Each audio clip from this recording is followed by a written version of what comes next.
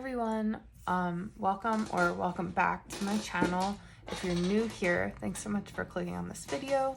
My name is Shannon and I am a mom of one, budgeting for my little family of 3, trying to pay off some debt, trying to actually stick to the budget I make in the first place. So to hold myself more accountable, I've been posting my weekly spending and just tracking it to my monthly budget.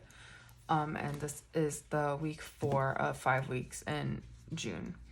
So like I normally do, I'm going to write everything out and then we can categorize and track to see where my spending is tracking to my budget.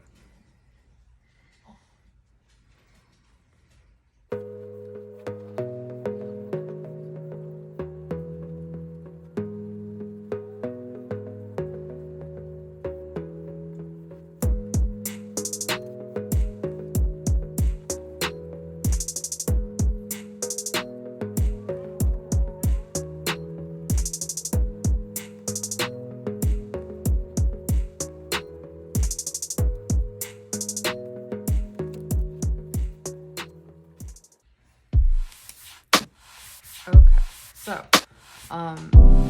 as you can see, fairly, I don't want to say like a lot less transactions than the week prior, but the week, last week, basically filled the whole page, so I am getting better about being more concise with my spending.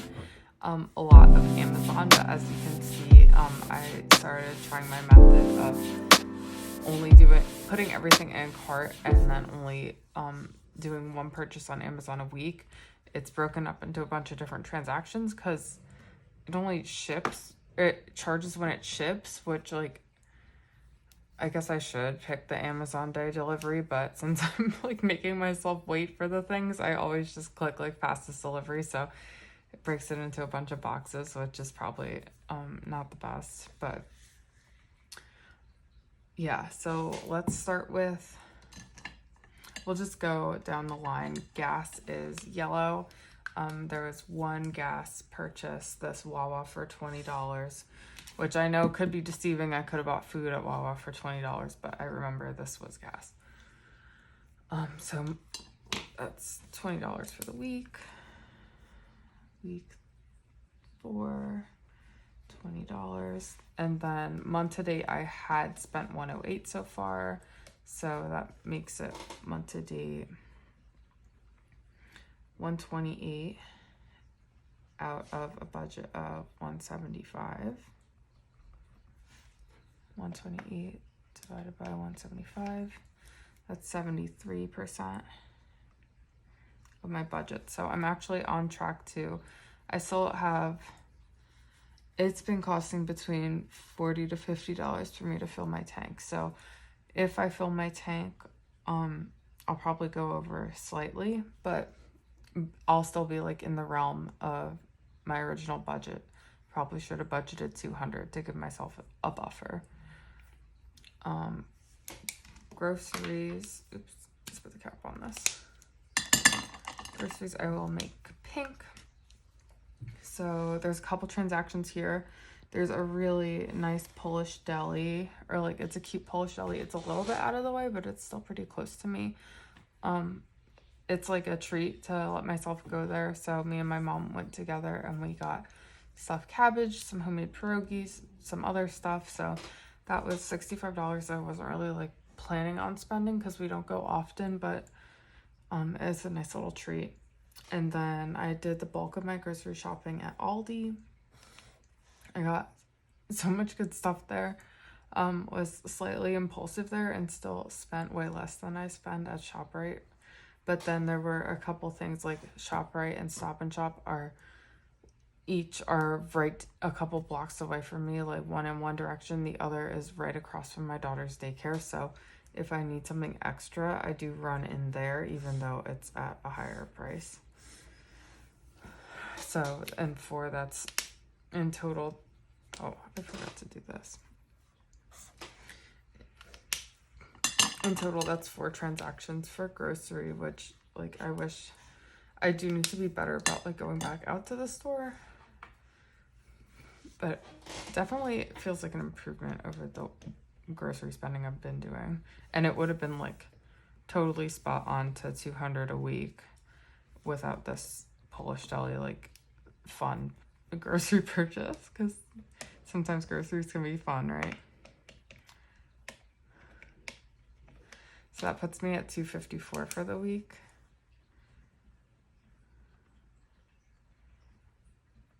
And month to date, I was already at $754. So that puts me at $1,000.08. I don't know why I said that weird. $1,008 out of a budget of $800.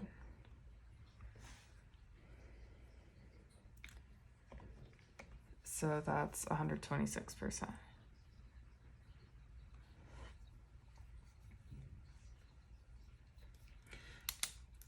Gift, there were no gift purchases on here this month, so that is just where it was last month, or last week. I keep saying month. So total spending was $229 out of $200. So that's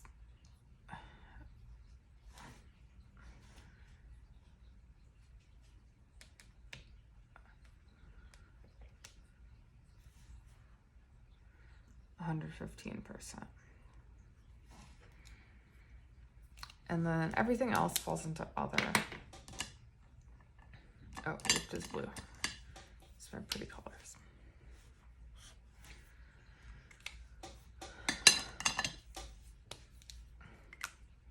So like I said, I did one Amazon cart purchase, which was a couple different like boxes, but all one purchase. I took my daughter to McDonald's after her soccer practice. I went and got coffee at this local coffee shop. I went to Burlington and bought a couple things, and one of the things I returned, so I will have a negative transaction from Burlington next week. Dunkin', I refilled my Dunkin' card. I don't really go there often, but every time I do go there, I have like a residual $1 or $2 in the app that I don't want to lose. So I like refill my card to get the points instead of just using it and then paying the difference. I don't know. I'm probably that person that they made that feature for, because then they just keep getting my money. Target, $114. This was definitely probably the weak moment of the week. We went there to get a birthday present and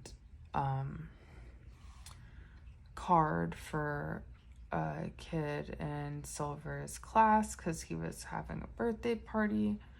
But you know how it goes. Like once you're in there, you buy like 6 different things that you probably didn't need. So yeah, what should have been like $40 max spending turned into $114. UPS, I bought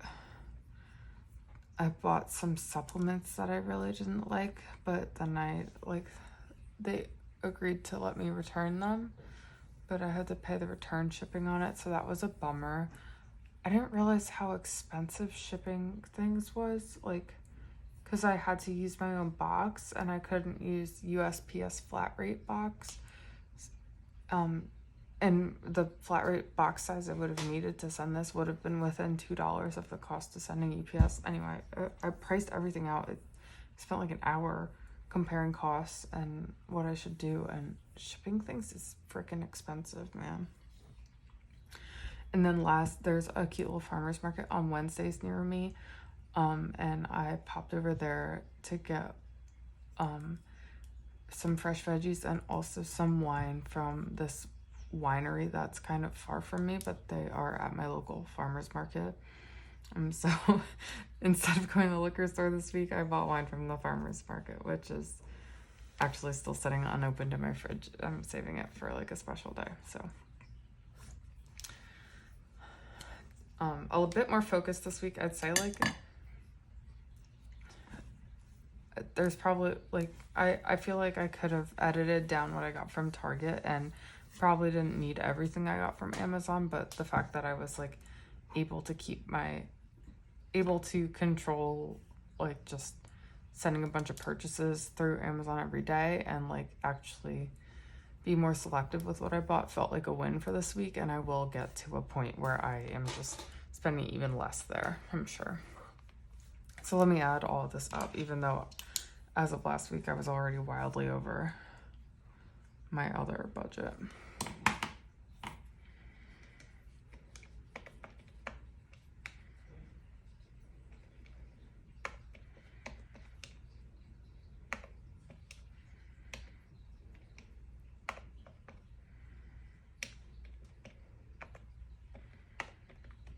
So this actually makes me feel a little better because I was tracking to 500, 550 a week, and this week I kept it under 500 for other, so a step in the right direction.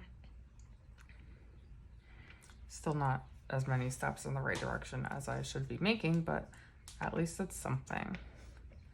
So if I add that to my month-to-date spending from last week, that puts me at month-to-date 1916 out of 1,000. And that should be 192%, right? Yep. I don't know why I had to do that on the calculator. So if I'm really good about the last week of the month spending, I'll probably hit like 225% of my other budget, which is just, as long as I actualize it under like 2,300, I feel like that's a win, but we will see. Besides that, not really too much else to like talk about here, I guess. It was really kind of a quiet week for me. Some wins, some misses, but I'm starting to feel better about at least reining in my impulsive spending a bit. Because there's always going to be like a day you want to eat out, or like a cute farmer's market or garage sale you want to go to. Like I'm never going to not shop again, but definitely feeling like I'm, for lack of a better word, I'm not pissing my money away as much. So yeah, that's really it. Thank you guys so much for watching and rooting me on. I really appreciate all of you, and I will see you in my next video. Bye.